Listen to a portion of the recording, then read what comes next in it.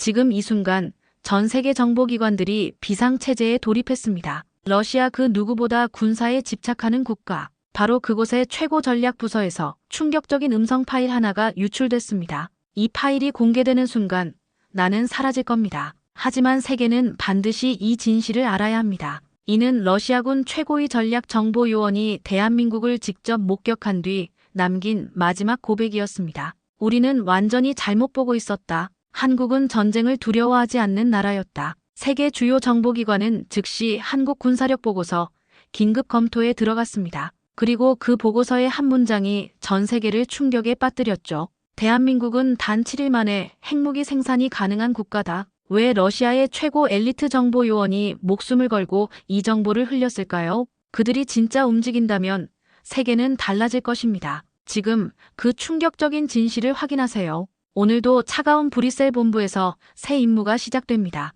대형 디스플레이가 가득한 전략 분석실, 그리고 수십 개국의 정보가 쌓인 제 책상. 이번 임무는 의외로 한국에 관한 것이었죠. 한국 전략분석국 정보관으로 10년을 넘게 일했지만 저는 한국을 깊게 들여다본 적이 없습니다. 동맹국 중 하나일 뿐이었으니까요. 부국장은 커피잔을 들고 한국 보고서의 진행 상황을 물었습니다. 제가 왜 갑자기 한국인지 의아해하자 그는 러시아 정보국에서 흥미로운 자료가 입수됐다고 설명했어요. 부국장이 건넨 파일에는 의미심장한 문구가 있었죠. 세븐데이즈 뉴클리어. 문서는 한국을 7일 내 핵무기 개발 가능국으로 분류하고 있었습니다. 그런데 더 충격적인 것은 파일 마지막 페이지에 있던 러시아 정보원의 쪽지였어요. 이 정보가 공개되면 나는 즉시 제거 대상이 된다. 그러나 세계는 진실을 알아야 한다. 손이 떨렸습니다. 이 문서를 보낸 러시아 정보원은 지금 어떻게 됐을까요? 평화적 원자력 이용만 하는 나라로 알려진 한국이 실은 재분석은 평범하게 시작됐습니다. 한국은 발전된 민주주의 국가, 경제적으로 성공한 미국의 동맹국, 그리고 북한이라는 위협에 맞서는 분단 국가. 모두가 아는 기본 정보들이었죠. 하지만 저는 여기서 멈추지 않습니다. 군사정보관으로서 의심하고 또 의심하는 게 제 본능이니까요. 우크라이나 전쟁 데이터를 분석하던 중 이상한 점을 발견했습니다. 한국산 무기들의 실전 데이터가 공식 스펙보다 월등히 뛰어난 거예요. K계열 무기 체계들이 이론상 성능을 훨씬 넘어서는 실전 효율을 보여주고 있었습니다. 그냥 지나칠 수도 있었지만 한 장의 보고서가 제 주의를 끌었죠. 중동의 소국에서 운용 중인 FA-50 경전투기가 훨씬 비싼 러시아제 전투기를 격추한 사건이었습니다. 이건 단순한 운이 아니야. 저는 중얼거렸죠. 데이터를 더 파고들수록 의문이 커졌습니다. 한국은 우리가 알던 그 나라가 맞나? 왜 나토 정보국조차 한국의 군사력을 이렇게 과소평가했지? 러시아는 왜 한국을 잠재적 핵보유국으로 분류하는 걸까? 밤이 깊어가는 브뤼셀의 나토 본부. 빈 커피잔이 쌓인 책상 위에서 저는 모니터를 응시했습니다. 화면 속에는 한국의 군사시설, 미사일 발사 장면, 특수부대 훈련 영상들이 펼쳐져 있었죠. 제 전문가적 직감이 무언가를 놓치고 있다고 외치고 있었습니다. 그때 제 컴퓨터에 낯선 알림이 떴어요. 당신의 검색 활동이 감시되고 있습니다. 누군가 제 조사를 실시간으로 추적하고 있었습니다. CIA인가? 아니면 다른 세력? 인기척에 고개를 돌렸지만 복도는 텅 비어 있었어요. 저는 파일들을 서둘러 안전한 드라이브에 백업했습니다. 진짜 위험한 국가는 보여주지 않는 국가다. 제 입에서 저도 모르게 나온 말이었어요. 저는 그 순간 알았습니다. 이것은 단순한 보고서 작성이 아니라 나토의 안보 전략을 뒤흔들 분석이 될 거라는 것을요. 그리고 누군가는 이 조사가 진행되는 것을 원치 않고 있었죠. 진실을 향한 위험한 여정이 이제 막 시작됐습니다. 한국의 군사력을 파헤치는 둘째 주, 제 사무실은 이미 작은 전쟁 상황실이 됐습니다. 벽면에는 한국산 무기체계의 실전 데이터, 전장 보고서, 성능 분석 차트가 빼곡했죠. 동료들은 제가 미쳤다고 생각했을 겁니다. 하지만 저는 알고 있었어요. 여기 숨겨진 퍼즐이 있다는 거요. 우크라이나 전장에서 폴란드로 판매된 K9 자주포의 실전 데이터를 검토하던 중이었습니다. 처음에는 평범한 보고서처럼 보였어요. 그런데 발사 속도와 정확도 수치를 재분석하자 충격적인 사실이 드러났죠. 이건 미국산 M109 자주포보다 발사 후 재포지셔닝 시간이 거의 절반이잖아. 저는 다른 자료들도 검토했습니다. 중동에 수출된 K2 전차, 동남아에 판매된 FA-5형 경전투기, 폴란드의 K9 자주포. 모두 공통점이 있었어요. 운용 매뉴얼과 무기 자체만 판매한 게 아니라 운용 철학까지 전수했더군요. 그리고 그 결과는 놀라웠습니다. 이건 단순한 무기 판매가 아니야. 전략 수출이지. 미군 장교 출신인 저는 한국군의 지휘 체계에도 관심을 가졌습니다. 우연히 접한 한미연합훈련 영상에서 놀라운 점을 발견했죠. 한국군의 전술적 결정이 미군보다 평균 17% 빠르게 이루어지고 있었어요. 이게 어떻게 가능한 걸까요? 답은 의외로 간단했습니다. 한국은 최첨단 무기가 아니라 최적화된 시스템을 갖추고 있었어요. 저는 한국 국방부의 공개 자료를 통해 그들의 철학을 발견했습니다. 최고가 아닌 최적이 승리한다. 한국은 미군이나 러시아군처럼 압도적인 화력이나 규모를 추구하지 않았죠. 대신 작지만 빠르고 정확한 군대를 만들어냈습니다. 이들은 전쟁을 다르게 해석하고 있어. 저는 혼잣말로 중얼거렸죠. 특히 눈에 띄는 건 한국의 군수 지원 체계였습니다. 그들은 단순히 무기를 만들어 파는 게 아니라 운용자들과 지속적으로 소통하며 실전 피드백을 받아 무기를 개선했어요. 이는 단순한 상업적 관계를 넘어 일종의 군사적 동반자 관계를 형성했죠. 부국장이 제 사무실에 들어왔을 때 저는 한국을 완전히 잘못 평가했으며 이들이 단순한 동맹국이 아닌 전략적 게임 체인저라고 확신에 찬 목소리로 말했습니다. 그의 표정이 진지해졌어요. 그도 이 분석이 가져올 파장을 예상하고 있는 듯 했습니다. 밤늦게까지 자료를 정리하며 저는 불편한 진실과 마주했습니다. 한국은 표면적으로 보이는 것보다 훨씬 더 강력했어요. 그리고 그 힘은 화려한 무기 체계가 아닌 그것을 얼마나 효율적으로 운용하는지에 있었습니다. 퍼즐 조각들이 맞춰지기 시작했죠. 한국이라는 예상치 못한 변수가 세계 안보 방정식을 바꾸고 있었습니다. 한국의 특수부대, 제가 접한 자료들 중 가장 흥미로운 부분이었습니다. 나토의 정보망을 총동원해 얻은 훈련 영상들은 충격적이었어요. 특히 707 특임대, 해군 특수전단, 특전사의 훈련 방식은 미국의 특수부대와는 확연히 달랐습니다. 이건 훈련이 아니야. 저는 영상을 보며 속삭였죠. 화면 속 대원들은 마치 실전을 방불케 하는 훈련을 받고 있었습니다. 특히 야간 침투 훈련이 인상적이었어요. 어둠 속에서 움직이는 그들의 모습은 마치 유령 같았죠. 적외선 카메라에도 거의 포착되지 않는 움직임, 미국 네이비실조차 따라하기 힘든 정확도였습니다. 한 동료가 웃으며 또 한국에 관한 것인지 물었습니다. 그것은 그저 작은 동맹국일 뿐이라고요. 저는 진지하게 이들은 다르다고, 이들의 특수부대는 훈련이 아니라 전쟁을 경험했다고 대답했습니다. 실제로 한국 특수부대는 분단 이후 끊임없는 북한과의 긴장 속에서 다양한 작전을 수행해왔습니다. 표면적으로는 드러나지 않지만 한국의 특수부대는 여러 국제작전에도 참여했죠. 제가 입수한 기밀 자료에 따르면 적어도 9번의 해외 대테러 작전에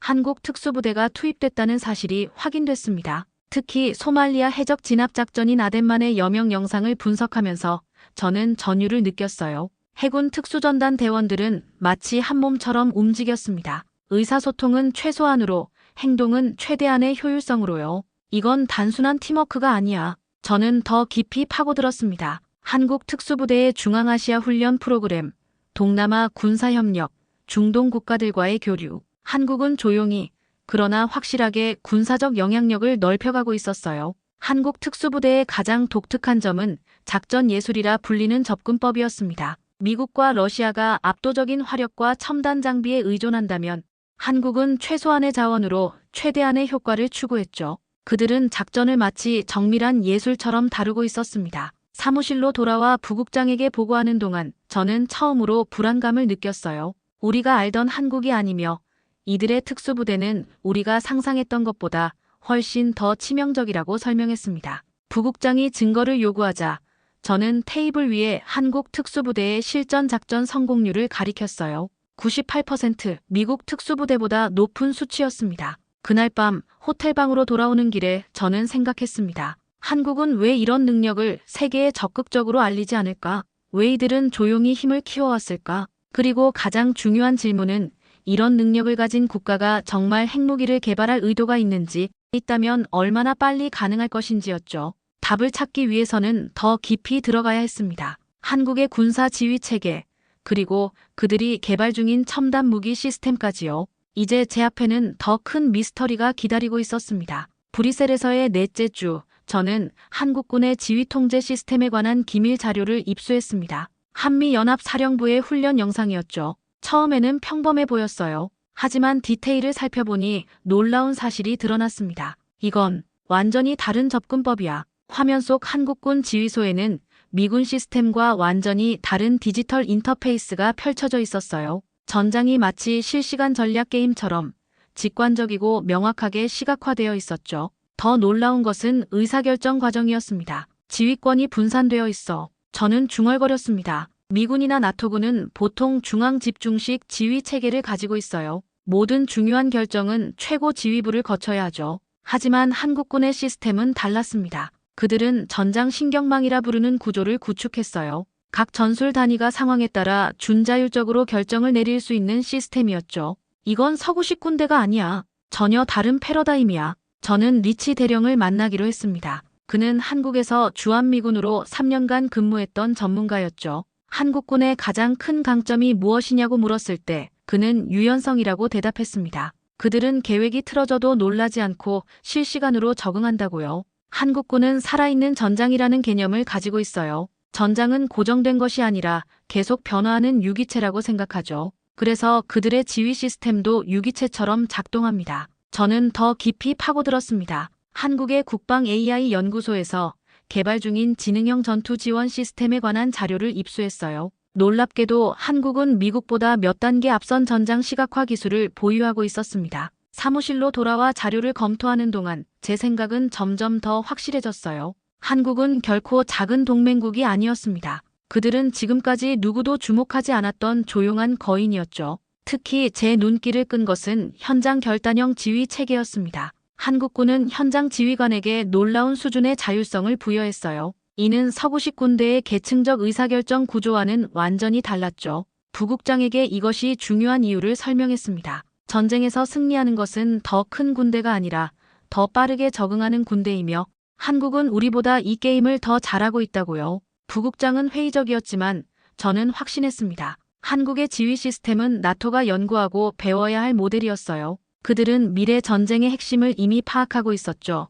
정보의 흐름, 의사결정의 속도, 그리고 적응력이었습니다. 이건 혁명적인 접근법입니다. 저는 보고서에 적었어요. 한국은 하드웨어가 아닌 소프트웨어로 승리하고 있습니다. 우리가 화력과 규모에 집중하는 동안 한국은 조용히 의사결정과 적응력의 혁명을 이루고 있었어요. 그리고 가장 무서운 것은 그들이 이 능력을 거의 자랑하지 않는다는 점이었습니다. 제 조사의 5번째 단계, 이제는 러시아 정보국의 7일 핵무기 주장을 확인할 차례였습니다. 이 부분은 가장 민감했죠. 핵무기는 단순한 무기가 아니라 국제 질서의 기반이니까요. 한국이 정말 일주일 만에 핵무기를 만들 수 있을까? 저는 한국의 원자력 인프라를 분석하기 시작했습니다. 24개의 원자력 발전소, 세계 최고 수준의 원자력 기술, 고농축 우라늄 정제 기술, 그리고 무엇보다 기술 인력. 한국은 세계 최고 수준의 핵물리학자와 엔지니어를 보유하고 있었어요. 이것만으로는 부족해. 저는 중얼거렸습니다.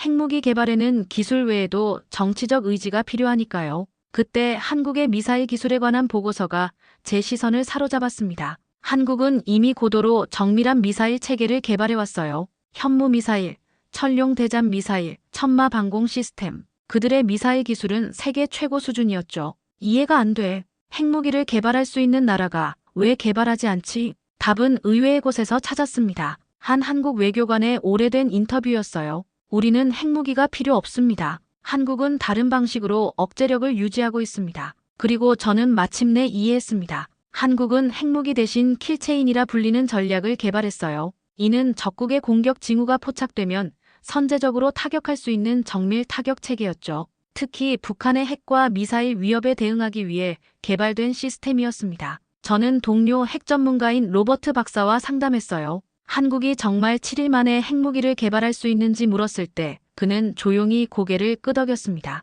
기술적으로는 가능하며 그들은 이미 모든 요소를 갖추고 있지만 그렇게 하지 않는 이유는 정치적 선택이라고 설명했습니다. 한국은 핵무기 개발 능력이 있음에도 의도적으로 그 길을 택하지 않았어요. 대신 그들은 재래식 무기의 정밀도를 극대화하는 방향으로 발전해왔죠. 그 결과 핵무기 없이도 핵보유국 수준의 억제력을 갖추게 되었습니다. 제 보고서에 이렇게 적었어요. 한국은 핵무기를 개발하지 않기로 선택했습니다. 그러나 이는 약함의 표시가 아니라 오히려 강함의 증거입니다. 그들은 핵 없이도 충분한 억제력을 갖출 만큼의 기술력과 전략을 보유하고 있습니다. 부국장은 제 보고서를 읽고 이 주장이 위험하며 한국을 잠재적 핵보유국으로 분류하면 국제정세에 큰 파장이 있을 거라고 경고했습니다. 하지만 저는 이것이 진실이며 이 사실을 무시한다면 그것이야말로 전략적 실수가 될 거라고 단호하게 대답했어요. 한국의 접근법은 놀라웠습니다. 그들은 핵무기라는 최후의 카드를 실제로 꺼내지 않고도 그 카드를 가지고 있다는 사실만으로 전략적 균형을 유지하고 있었어요. 이것은 단순한 군사 전략이 아니라 고도의 외교적 지혜였습니다. 그날 밤 저는 이런 생각을 했어요. 진정한 강함은 파괴력이 아니라 그 파괴력을 자제할 수 있는 의지에 있는 것이 아닐까요? 보고서를 제출한 다음 날 나토 본부는 소용돌이에 휩싸였습니다. 회의실에서 저를 향한 시선은 의심과 불신으로 가득했어요. 30년 경력의 군사 분석가들조차 제 주장을 받아들이기 힘들어했죠. 프랑스 대표는 냉소적인 표정으로 말했습니다. 한국이 그렇게 대단한 군사력을 갖췄다면 왜 지금까지 아무도 주목하지 않았겠습니까? 저는 단호하게 대답했습니다. 바로 그것이 핵심입니다. 한국은 의도적으로 그들의 진짜 능력을 드러내지 않았어요. 그들의 전략은 과시가 아닌 효율성이니까요. 회의장은 웅성거림으로 가득 찼습니다. 영국 대표는 고개를 절레절레 흔들었고 독일 대표는 의구심 가득한 눈으로 제 보고서를 넘겨보고 있었죠. 독일 대표가 증거를 요구했습니다. 저는 준비해온 프레젠테이션을 시작했어요. 한국산 무기의 실전 데이터, 특수부대 훈련 영상, 지휘 체계 분석, 그리고 마지막으로 7일 핵무기 가설에 대한 기술적 근거까지 모든 자료는 철저히 검증됐다고 강조했습니다. 미국 측 대표인 존슨 장군이 자리에서 벌떡 일어나 한국은 미국의 명확한 제한 아래 있는 동맹국이며 이런 분석은 한미동맹을 훼손한다고 격렬히 반발했습니다. 그러자 프랑스 대표인 르클레르가 오히려 미국이 한국의 진짜 잠재력을 모르거나 알고도 나토에 은폐했다면 그것이야말로 동맹을 훼손하는 일이라고 차분하게 반박했어요. 프레젠테이션이 끝나자 방안은 무거운 침묵에 빠졌습니다. 마침내 부국장이 만약 에린의 분석이 옳다면 동맹국에 대한 인식을 완전히 재고해야 한다고 말했습니다. 이날 이후 나토 내부에서는 두 개의 진영이 형성됐어요. 한쪽은 제 분석을 지지하는 재평가파였고 다른 한쪽은 여전히 회의적인 현상 유지파였죠. 매일 아침 회의는 팽팽한 긴장감으로 시작됐습니다. 영국 대표는 이런 분석이 언론에 유출되면 동맹 관계에 균열이 생길 수 있다고 경고했습니다. 하지만 저는 물러서지 않았어요. 사실에 기반한 분석이 제 임무였으니까요. 일주일간의 추가 검증 과정에서 저는 더 많은 증거를 수집했습니다. 특히 한국산 무기의 수출 계약 내용이 결정적이었어요. 이 계약서의 핵심은 무기 자체가 아니라 한국이 단순히 하드웨어만 판매하는 게 아니라 운용 교리와 전술 훈련까지 패키지로 제공하고 있다는 점이었습니다. 이는 단순한 무기 판매가 아니라 안보 동맹을 확장하는 전략이었어요. 마침내 나토 최고위층에서 결정이 내려졌습니다. 한국을 기존 주요 동맹국 범주에서 전략적 핵심 동맹국으로 재분류하기로 한 겁니다. 이는 나토 역사상 전례 없는 일이었죠. 회의가 끝난 후 리처드 장군이 제게 다가와 제 통찰력이 나토의 시각을 바꿨지만 이제 더 큰 질문이 남았다고 했습니다. 한국의 이런 능력이 동북아 균형에 어떤 영향을 미칠지에 대한 질문이었어요. 저는 잠시 생각에 잠겼습니다. 이것은 단순한 분석 보고서를 넘어선 문제였어요. 한국의 실체를 인정한다는 것은 글로벌 안보 지형에 큰 변화를 의미했으니까요. 장군님, 그건 제가 다음으로 파헤쳐야 할 문제입니다. 제 보고서가 나토 내부에서 받아들여진 후 저는 더 넓은 그림을 보기 시작했습니다. 이제는 한국의 군사력이 지역 안보에 미치는 영향을 파악할 차례였죠. 첩보 채널을 통해 입수한 정보는 충격적이었어요. 정보부의 알렉스가 중국과 러시아가 한국에 대한 정보 수집을 대폭 강화했다고 보고했습니다. 자료를 검토한 결과 지난 6개월간 중국의 한국 내 스파이 활동이 37% 증가했고 러시아는 한국 무기 시스템을 분석하는 특별팀을 구성했더군요. 그들도 뭔가를 눈치챈 게 분명했습니다. 그들은 몇 년 전부터 알고 있었어. 저는 중얼거렸죠. 그날 저녁 제 사무실 전화가 울렸습니다. 발신자 표시는 없었어요. 전화 너머로 한국어 억양이 있는 낯선 남성이 저를 위험에서 벗어나게 하려는 듯 한국에 대한 조사를 멈추라 경고했습니다. 전화가 끊기자마자 저는 보안팀에 연락했지만 발신자는 추적 불가능했어요. 이제 게임이 더 위험해졌습니다. 더 흥미로운 점은 한국의 무기 수출 패턴이었습니다. 최근 들어 한국은 전통적인 미국 우방국들뿐만 아니라 구소련권 국가들과도 대규모 무기 계약을 체결하고 있었어요. 폴란드, 체코, 헝가리, 루마니아, 심지어 발트 3국까지. 저는 지도에 각 국가를 표시하며 이것이 단순한 상업적 결정이 아니라고 생각했습니다. 한국은 러시아의 영향권을 침식시키고 있었어요. CIA의 베테랑 요원인 톰슨과의 비공식 미팅에서 그는 제 조사가 여러 강대국의 신경을 건드리고 있으니 조심하라고 경고했습니다. 미국도 한국의 실체를 알고 있지만 한국의 진짜 능력이 공개되면 동아시아 전체의 세력, 균형이 무너질 수 있어 전략적 이유로 침묵하고 있었다고요.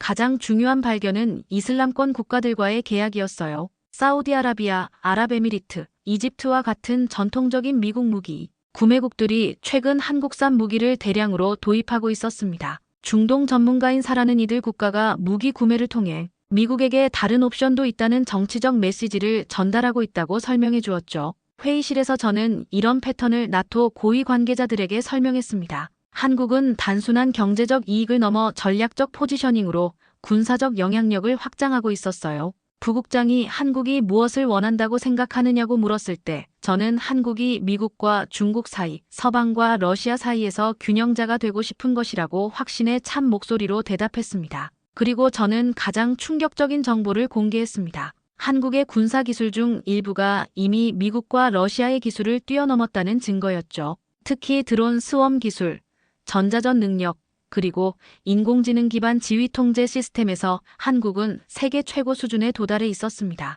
독일 대표는 이 사실이 맞다면 우리는 이미 다극화된 세계에 살고 있는 것이라며 심각한 표정을 지었습니다. 회의가 끝난 후 나토 내부에서는 한국을 비공식 군사 초강국으로 재평가하는 움직임이 시작됐고 저는 마지막 퍼즐 조각을 찾기 위해 한국 방문을 결정했죠.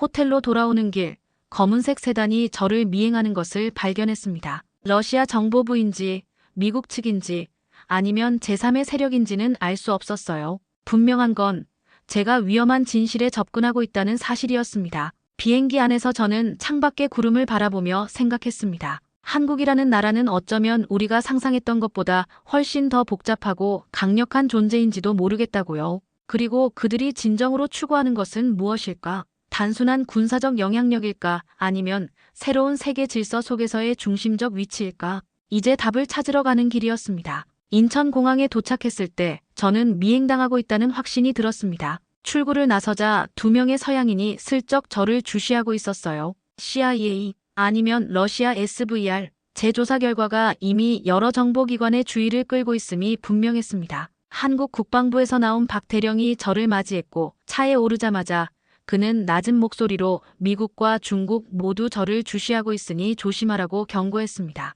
그의 미소는 친절했지만 눈빛은 차갑게 빛났죠. 첫 이틀은 표면적인 브리핑과 시설 견학이었습니다. 그들이 보여주고 싶은 것만 보여주는 전형적인 외교적 방문이었죠. 하지만 셋째 날 변화가 찾아왔어요. 박 대령은 특별한 장소를 보여주겠다며 보안 서약을 요청했습니다. 서류에 서명한 후 우리는 서울 외곽의 한 지하시설로 향했습니다. 중간에 차를 3번 바꿔 탔고 이동 중에는 제 휴대폰과 모든 전자기기를 특수 차단 가방에 넣어야 했어요. 이런 수준의 보안은 미 국방부에서도 드문 일이었습니다. 엘리베이터가 지하 6층까지 내려가는 동안 제 심장은 빠르게 뛰었어요. 문이 열리자 제 앞에는 상상을 초월하는 광경이 펼쳐졌습니다. 통합 전장 관리 시스템의 중앙 허브였어요. 거대한 공간에는 수백 개의 스크린이 벽면을 채우고 있었고 수십 명의 분석가와 군 장교들이 실시간 데이터를 모니터링하고 있었어요. 하지만 저를 놀라게 한 것은 그들이 보고 있던 데이터의 범위였습니다.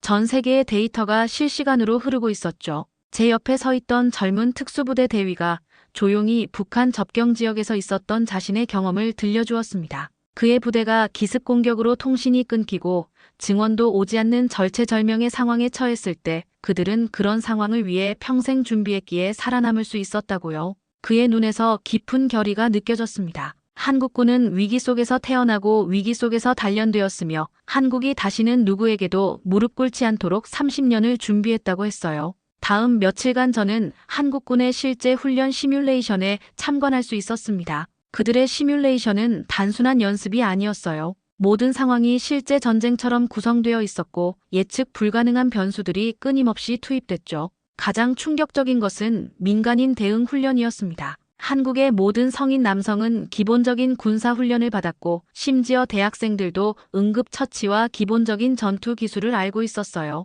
한국군 장성은 미국의 힘에 의존하지 않으며 동맹은 중요하지만 결국 그들의 운명은 자신들의 손에 달려있다는 철학을 가지고 있다고 설명했습니다. 제가 왜 이 모든 능력을 세계에 보여주지 않느냐고 묻자 그는 의미심장한 미소를 지으며 과시하는 칼날은 빛나지만 무뎌집니다. 가장 예리한 칼은 칼집 속에 있을 때 그 가치를 유지하죠 라고 대답했습니다. 마지막 날 국방부 고위 관계자인 김 장군과의 비공개 미팅에서 그는 한국의 진짜 전략을 설명해 주었어요. 그들은 전쟁을 원하지 않지만 전쟁이 일어난다면 끝낼 준비가 되어 있다고요. 목표는 억제이며 어떤 적도 한국을 상대하면 승리할 수 없다고 확신하게 만드는 것이라고 했습니다. 비행기를 타고 브뤼셀로 돌아오는 길, 저는 제가 본 것들을 정리했습니다. 뒷좌석에는 적어도 한 명의 정보 요원이 타고 있다는 느낌이 들었지만 더 이상 두렵지 않았어요. 제가 발견한 진실은 너무 중요해서 반드시 세상에 알려져야 했으니까요.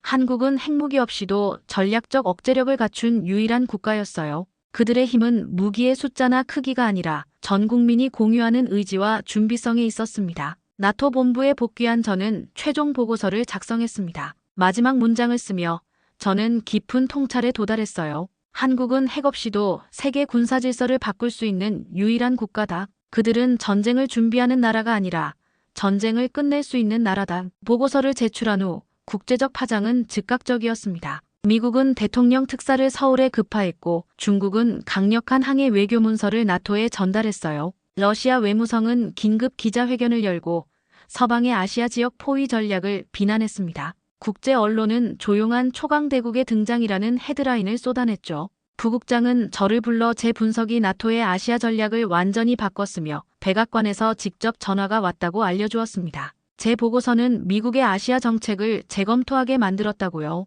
그는 이제 한 가지 질문만 남았다며 한국이 움직인다면 세계는 어떻게 변할지 물었습니다. 저는 창밖을 바라보며 그건 세계가 직면하고 싶지 않은 질문이라고 대답했습니다. 한국은 대비하지만 과시하지 않으며 이것이 그들의 가장 큰 강점이라고요. 그들은 전쟁을 두려워하지 않는 평화 국가입니다. 다음 날 워싱턴과 베이징에서 동시에 한국에 대한 새로운 외교 관계 제안이 발표되었습니다. 서울의 주가는 급등했고 한국의 국제적 위상은 하룻밤 사이에 완전히 달라졌어요. 세계 질서의 새로운 균형점이 동북아시아에서 형성되고 있었습니다. 이 여정을 통해 저는 단순히 한 나라의 군사력을 분석한 것이 아니라 강함의 진정한 의미를 깨달았어요. 가장 위험한 국가는 가장 크게 외치는 국가가 아니라 조용히 준비하는 국가였습니다. 그리고 한국은 가장 조용한 국가였죠. 세계는 한국을 다시 정의해야 합니다. 세상은 언제나 가장 크게 외치는 나라만 주목해왔습니다. 하지만 이제 우리는 깨닫기 시작했죠. 진짜 강한 나라는 조용히 준비하는 나라라는 걸. 핵무기를 갖지 않고도 세계를 움직일 수 있는 유일한 국가, 대한민국. 그들은 전쟁을 준비하는 나라가 아닙니다. 전쟁을 끝낼 준비가 되어 있는 나라입니다. 그리고 우리가 아직 모르는 이야기들은 지금도 조용히 움직이고 있습니다. 이 보고서는 끝이 아니라 시작입니다. 대한민국, 조용한 초강대국의 실체를 더 알고 싶다면 구독과 좋아요, 그리고 당신의 생각을 댓글로 남겨주세요. 우리는 지금 역사의 문 앞에 서 있습니다.